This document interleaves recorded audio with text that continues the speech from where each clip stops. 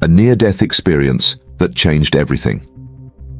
In a life-altering experience, Nathaniel Hayes, an openly gay man, shares how a near-death journey to heaven revealed truths that transformed his identity and life forever. What he saw and heard will inspire and challenge you. I'm Nathaniel Hayes, a 35-year-old marketing executive from Portland, Oregon. Before my experience, I was living my best life, or so I thought. I had a thriving career, a beautiful apartment in the Pearl District, and a loving relationship with my boyfriend Lucas, of 5 years. My days were filled with the kind of busyness that made me feel accomplished. From morning yoga sessions overlooking the city skyline to brainstorming creative campaigns at work, I felt like I had everything figured out. Lucas and I shared a life that felt comfortable, full of laughter and deeply supportive. We were planning an anniversary trip to Italy, and just the night before, we'd talked about the places we wanted to visit in Rome, the wine tours we'd take in Tuscany, and how we'd finally make time to just be with each other away from the distractions of work and routine. That day began like any other, rushing to work with an iced latte in hand, listening to a podcast, and navigating traffic in my Tesla Model 3.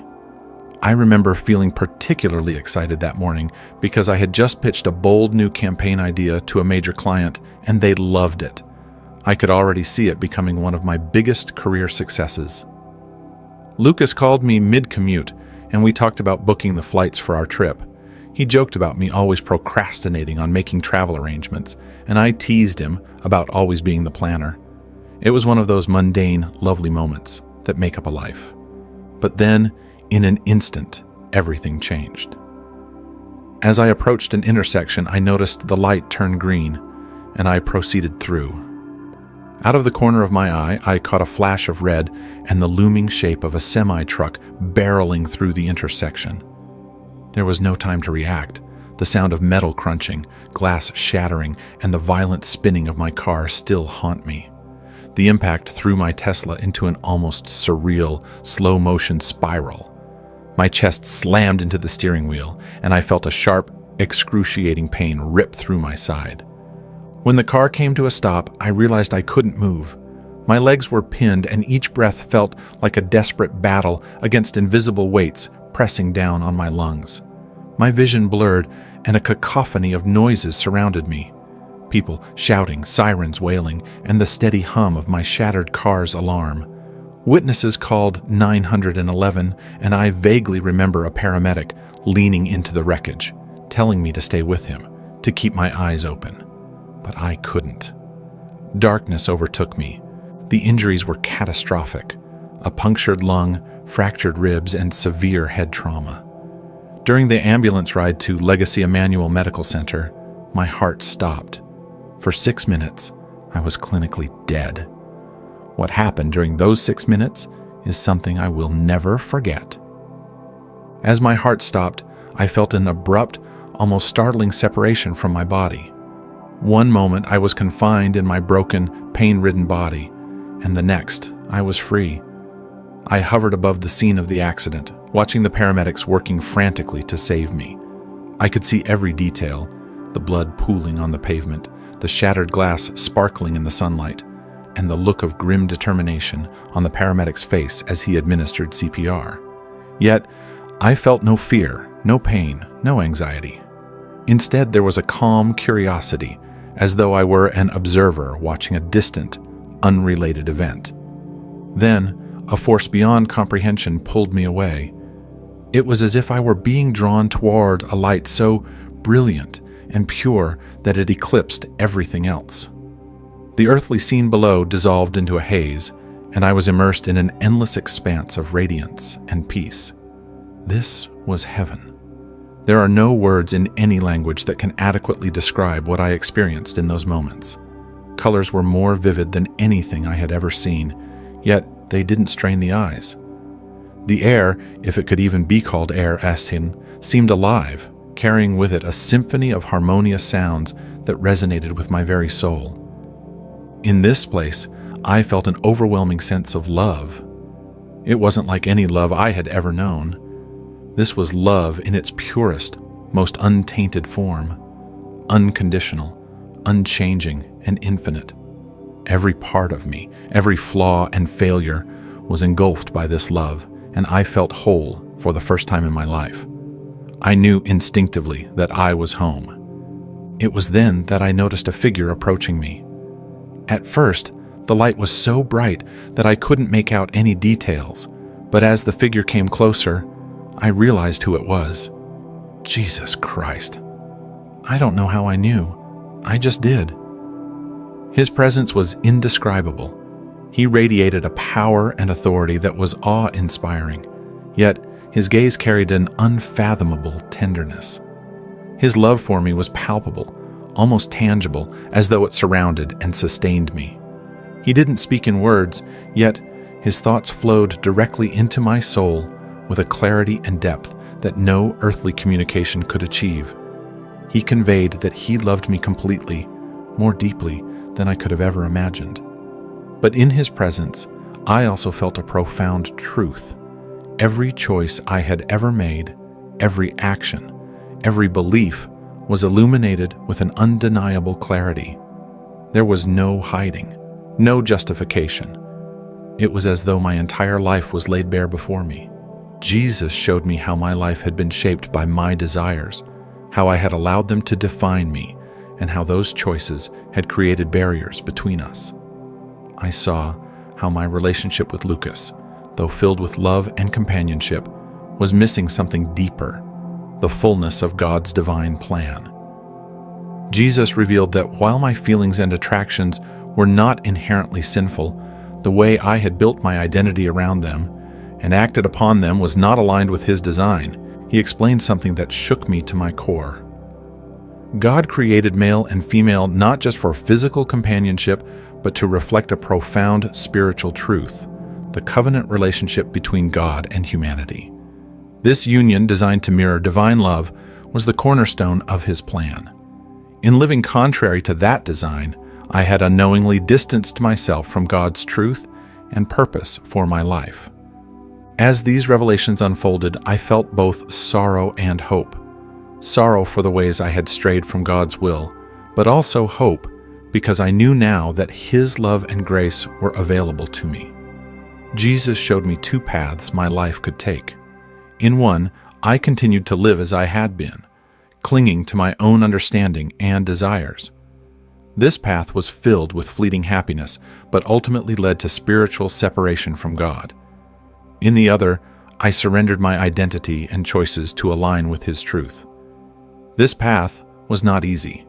It came with challenges, sacrifices, and heartache, but it also led to a joy and peace that surpassed anything I had ever known. As I stood in His presence, I realized I had a choice to make, and that choice would define not only my earthly life, but my eternity. Jesus revealed to me a vision of what lay ahead if I chose to return to my earthly life and embrace the truths He had shown me. It wasn't a simple glimpse. It was a vivid, all-encompassing journey through two distinct futures. In one, I saw myself continuing the path I had been on, living as I had before, unaware or dismissive of the spiritual consequences of my choices. I saw fleeting moments of joy, moments that felt real and tangible in the moment, but were underpinned by an emptiness I hadn't even realized was there. In this life, I saw myself achieving further success in my career, deepening relationships with friends and colleagues, and maintaining a semblance of happiness. But there was a hollowness to it, a sense that despite all the external appearances of fulfillment, I was moving further away from the divine truth that had been revealed to me. This path culminated in an eternity of separation from God. Jesus showed me the reality of what that meant, not as a place of fire and brimstone, as often depicted, but as a state of utter disconnection from the source of all love, peace, and joy. It was a loneliness so profound that it permeated every fiber of my being, a darkness that wasn't just the absence of light, but the absence of everything good and whole. It was unbearable, and yet I understood that this was not a punishment inflicted by God, but the natural result of my choices to reject Him and His design. In the other vision, I saw a life of alignment with God's truth. This life was not without pain. Far from it. I saw the challenges I would face, the misunderstandings, the loss of relationships, and the criticism that would come from sharing my testimony. I saw Lucas's face, a mixture of hurt and disbelief as I explained the transformation I had experienced. I saw friends turning away, unable or unwilling to understand the profound change in my heart. I saw myself standing alone in moments of doubt, questioning whether I had the strength to continue on this path. But alongside the hardships, I saw something else, a peace that surpassed understanding, a joy that wasn't dependent on external circumstances, but flowed from a deep connection with God. I saw the lives that would be touched by my testimony, people who were searching for truth and would find hope through my story. I saw the ripple effect of choosing to live in alignment with God's design, the healing it would bring not just to myself, but to others. And most importantly, I saw myself in the fullness of God's presence, both in this life and in eternity, surrounded by a love and completeness that no earthly experience could rival. As these visions unfolded, I felt the weight of responsibility pressing down on me. Jesus showed me how my life had influenced others, often in ways I had never realized. My words, my actions, and even my silence had shaped the beliefs and choices of those around me. I saw how my encouragement of others to embrace their identities, as I had done, had led some down paths that distanced them from God. It wasn't a condemnation, but a sobering realization of the power we have to impact others, for better or worse. Jesus emphasized that true love isn't about affirming every belief or desire someone holds, but about guiding them toward truth with compassion and grace. This was a kind of love I had never fully understood before, a love that is willing to risk rejection and discomfort to bring someone closer to what is ultimately best for them. It was a love that mirrored his own, the love he was showing me in that moment. Then came the choice. Jesus told me I could stay in his presence, in the peace and beauty of heaven, where all my pain and struggles would be over. This was a deeply appealing option, especially after seeing the challenges that awaited me if I returned to my earthly life. But he also made it clear that staying would mean leaving my mission unfulfilled. It would mean walking away from the opportunity to share his truth and love with others, to be a vessel for his grace in a broken world. I felt torn. The idea of returning to my body, broken and battered, to face the inevitable trials of this new path was daunting.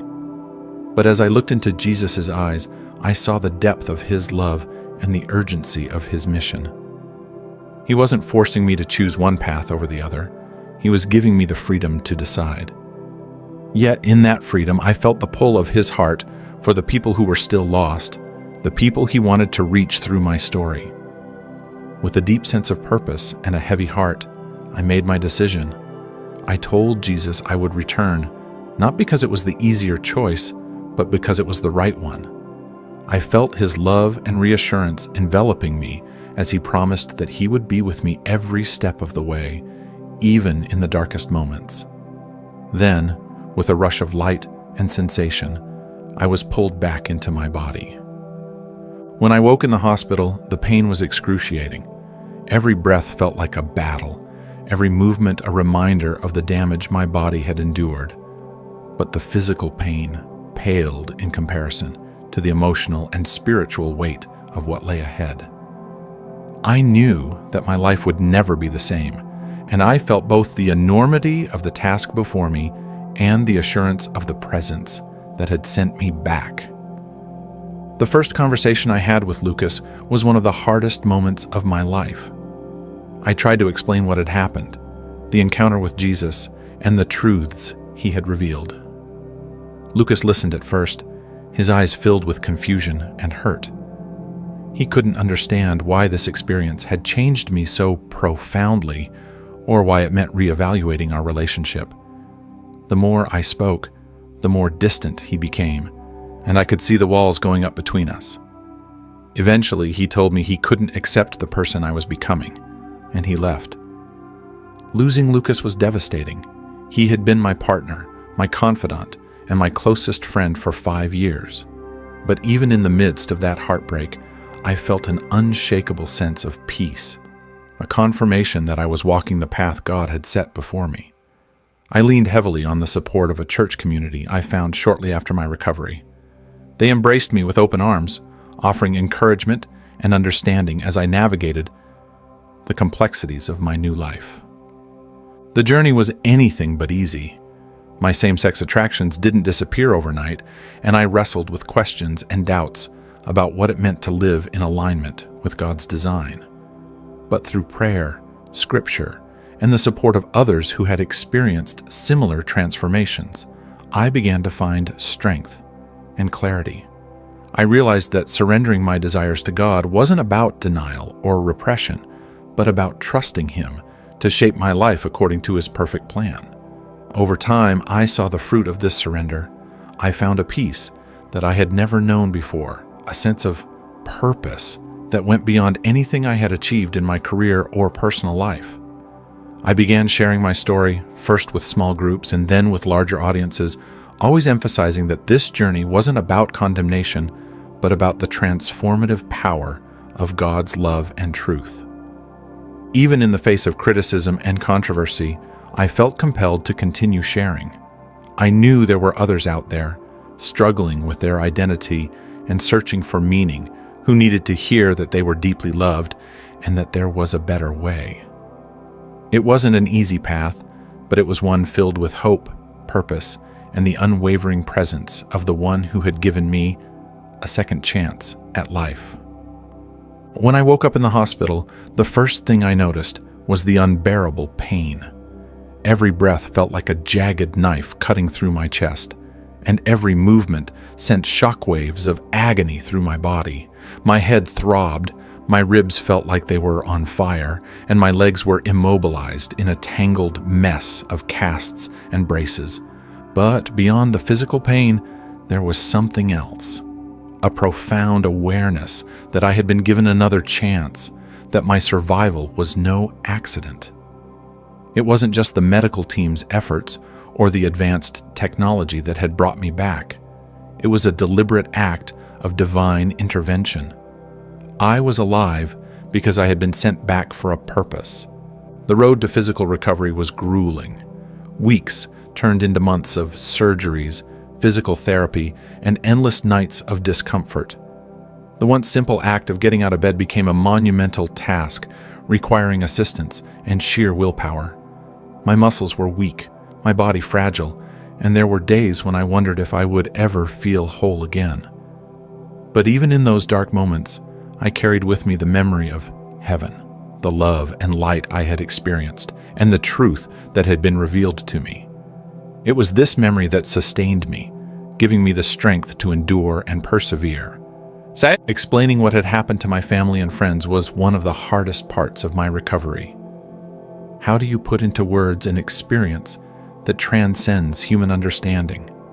How do you describe meeting Jesus, feeling His love, and being shown truths that upend everything you once believed? At first, I hesitated to share the full story. I worried about being dismissed or ridiculed, about people thinking I was delusional or exaggerating. But as time went on, I realized that withholding the truth would mean denying the very reason I had been sent back. The first person I told was my mother. She sat by my hospital bed, holding my hand as I recounted every detail. Tears streamed down her face as I spoke, and when I finished, she simply said, "Nathaniel, I've been praying for you every day, and I believe this is an answer to those prayers." Her words brought a sense of comfort and affirmation, but they also reminded me of the weight of the mission I now carried. This was just the beginning of a long and often painful journey.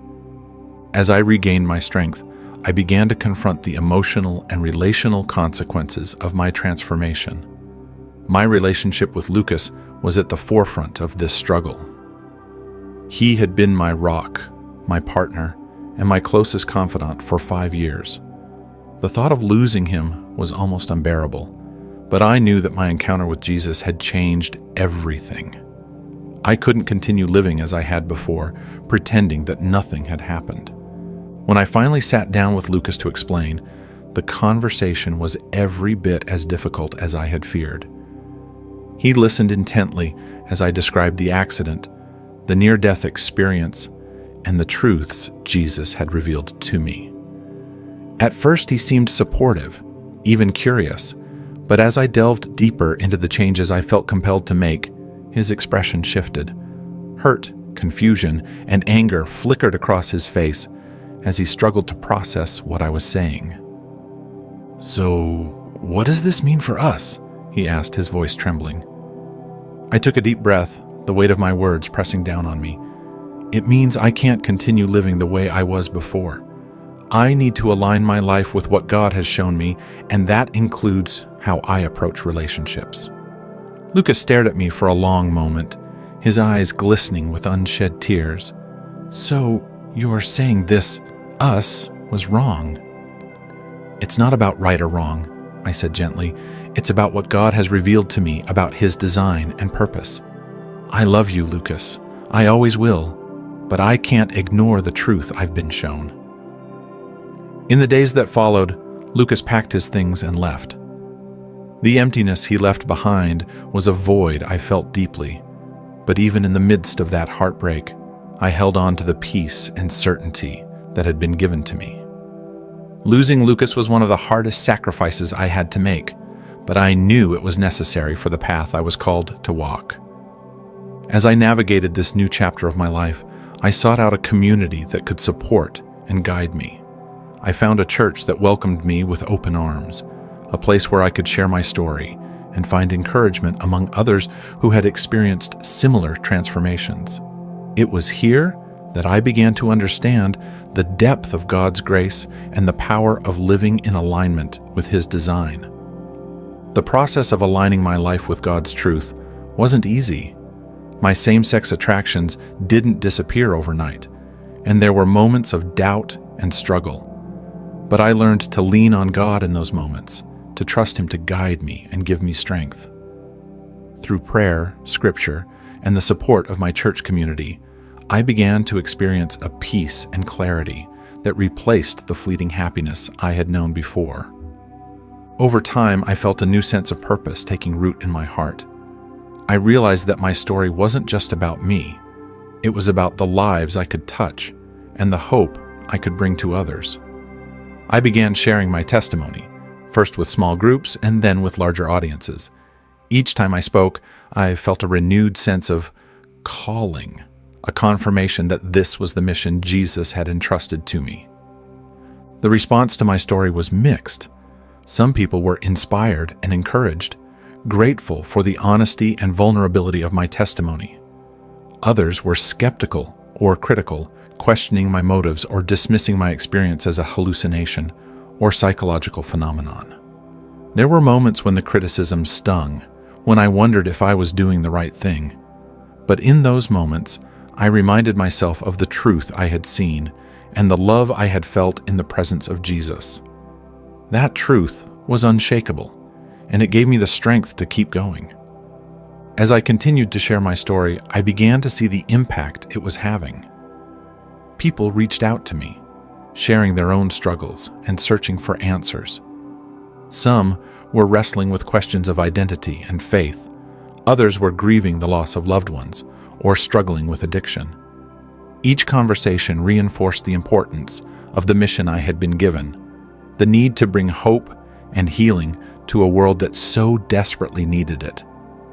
Through it all, I clung to the promise Jesus had made to me, that He would be with me every step of the way. That promise sustained me in the darkest moments and filled me with joy in the victories, no matter how small. I wasn't walking this path alone. I was walking it with the one who had given me a second chance at life, and that made all the difference. As my physical recovery progressed and I began to regain my strength, I felt a deeper pull toward the mission that Jesus had entrusted to me. It wasn't enough to simply acknowledge the truths I had seen. I needed to share them with the world. My story wasn't just about my own transformation. It was about pointing others toward the transformative power of God's love and truth. But stepping into this new role as a messenger of hope and truth came with its own set of challenges, ones I wasn't fully prepared for. At first, I shared my story in small, intimate settings. I spoke at church gatherings and community groups, recounting my near-death experience and the revelations that had forever altered the course of my life. The initial responses were overwhelmingly positive. People approached me afterward with tears in their eyes, thanking me for my vulnerability and courage. Some shared their own struggles, confiding in me about their doubts, fears, and the weight of their own identities. These moments were deeply affirming, reminding me that my story was already making a difference. But as my platform grew, so did the opposition. When I began speaking at larger events and sharing my testimony online, the criticism came swiftly. Social media became a battleground, with some people praising my courage while others accused me of spreading hate or rejecting my authentic self. I was called everything from a liar to a traitor, and some of the comments were deeply personal and cutting. The most painful accusations came from people in the LGBTQ+ community who saw my transformation as a betrayal of the life we had once shared. They accused me of denying who I truly was, of succumbing to pressure from religious extremists. It was hard not to take their words to heart, especially knowing the pain and confusion they were expressing. In those moments of doubt, I turned to God for guidance and strength. I remembered the clarity and love I had experienced in Jesus' presence, the undeniable truth of what He had shown me. I realized that the opposition wasn't about me, it was about the message I was sharing and the discomfort it caused in a world that often resists truth. The criticism, as painful as it was, became a reminder of the importance of my mission. If my story could spark such strong reactions, it meant that it was touching something deeply ingrained, something that needed to be addressed. To counterbalance the negativity, I focused on the lives being changed by my testimony. People began reaching out to me privately, sharing how my story had given them hope or helped them confront their own struggles. Some were seeking guidance on how to reconcile their faith with their identity, while others were simply searching for meaning and purpose in their lives. These conversations became the lifeblood of my mission, fueling my resolve to keep going even in the face of adversity. Over time, I started a support group for individuals who were wrestling with questions of identity and faith. It wasn't about judgment or condemnation, but about creating a safe space where people could explore their struggles and seek truth together. The group quickly grew, attracting people from all walks of life, some who identified as LGBTQ+, others who were struggling with addiction, and still others who were simply searching for a deeper connection with God. Each meeting was filled with raw honesty, tears, and moments of profound healing. Leading the support group was both challenging and deeply rewarding. I wasn't a trained counselor or theologian. I was just someone who had experienced God's love and truth in a powerful way and wanted to share it with others. There were times when I felt inadequate, unsure of how to respond to the complexities of someone's pain or confusion. But in those moments, I leaned on God, trusting Him to provide the wisdom and words I needed. Time and again, He showed up, turning my weaknesses into opportunities for His strength to shine. As the group grew, I saw lives being transformed in ways I could never have imagined. People who had been trapped in cycles of shame and self-doubt began to experience freedom and hope. Relationships were mended, faith was reignited, and new paths were forged. Each story of transformation became a testament to the power of God's love, a reminder that no one is beyond His reach. Through these experiences, I began to see my own journey in a new light. It wasn't just about my personal transformation. It was about being part of a larger movement, a ripple effect that spread outward and touched countless lives. I realized that every sacrifice, every moment of doubt and struggle was worth it if it meant leading even one person closer to God. And as I reflected on the journey that had brought me to this point, I felt an overwhelming sense of gratitude. Gratitude for the second chance I had been given, for the truths that had been revealed to me, and for the opportunity to share those truths with others. I knew that my life would never return to what it once was, and I was okay with that. I had found a deeper purpose, one that transcended the fleeting happiness I had once pursued. The message I carried was simple but profound. God's love is available to everyone, and His truth is what ultimately sets us free. It wasn't an easy message to deliver, especially in a world that often equates love with affirmation and truth with judgment. But I knew from my own experience that true love isn't about affirming every belief or desire we hold. It's about guiding us towards what is ultimately best for us, even when it's difficult to hear. As I continued to share my story, I felt a growing sense of urgency. I wanted people to understand that living in alignment with God's design isn't about restriction or denial. It's about finding the fullness of life that only He can offer. It's about stepping into the identity He has created for us, one that is rooted in His love and purpose. In the end, my journey wasn't just about my near-death experience or the truths I had encountered. It was about the hope and freedom that come from living in God's light. It was about the lives being changed, the chains being broken, and the joy of knowing that I was part of something far greater than myself. Looking back, I could see how every moment of pain, doubt, and struggle had been worth it. The path I had chosen was not easy, but it was rich with meaning and purpose. And as I continued forward, I held on to the promise that had sustained me from the beginning, that Jesus' love is always enough, and that in Him we find the truth that sets us free.